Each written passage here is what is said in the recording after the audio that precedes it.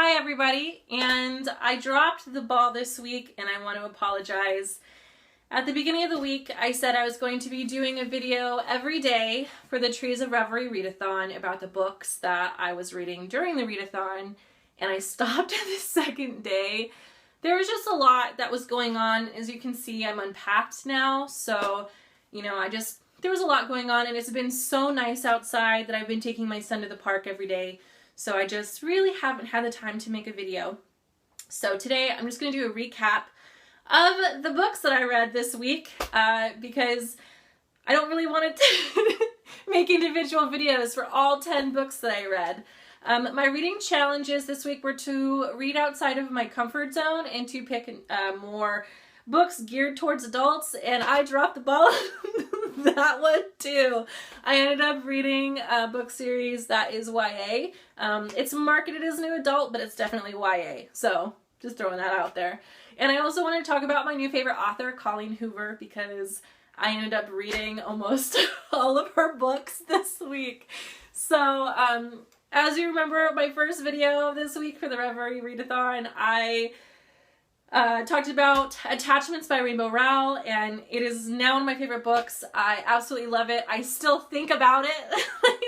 I read it a week ago, so I'm probably going to pick that up and reread it this week because it was so cute, and I want to take the time to really savor the characters because I went through it so quickly.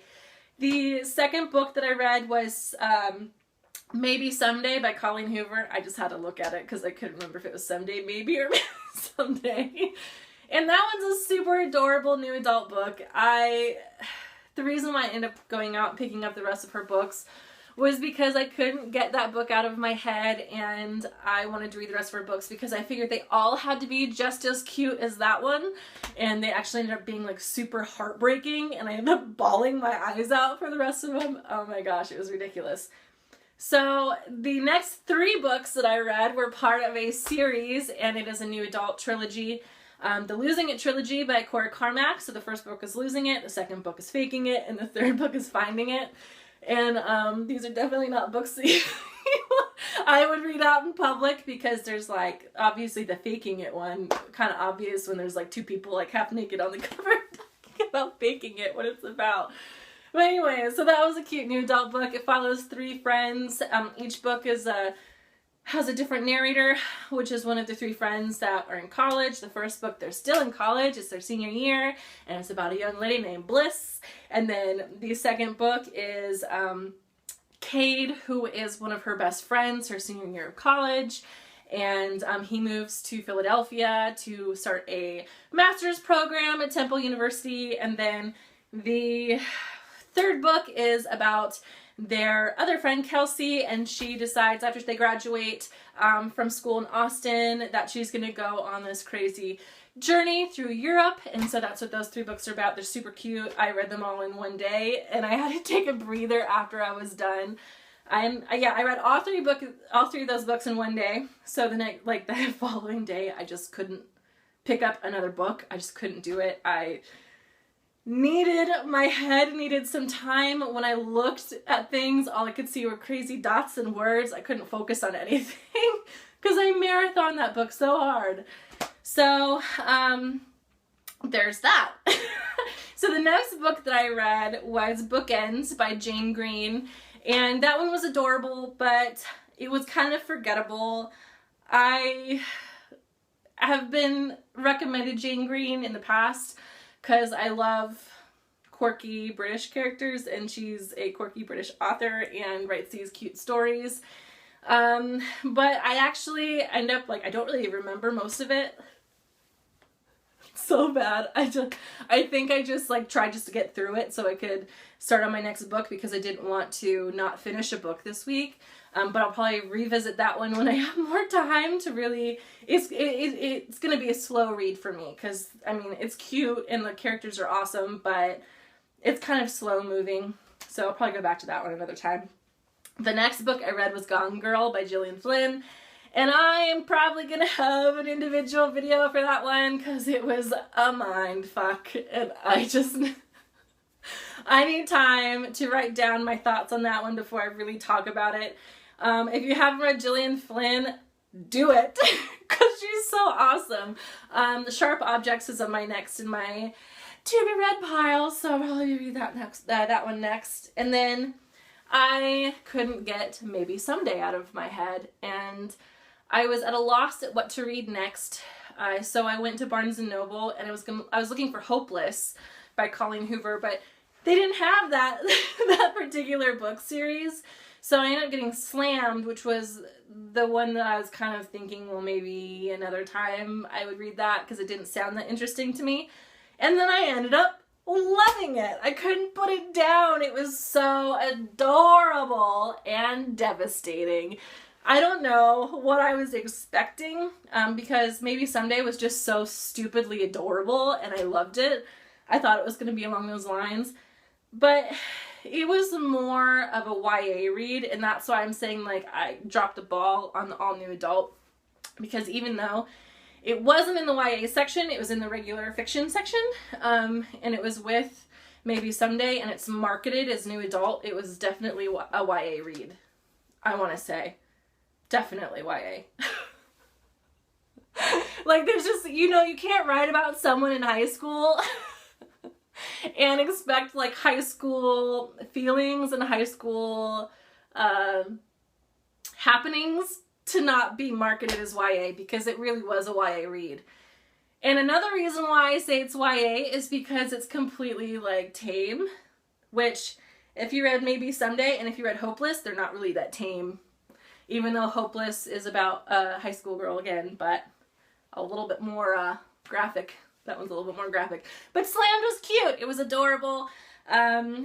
Follows a young lady who falls in love with her teacher, but she doesn't know he's a teacher. He lives across the street from her.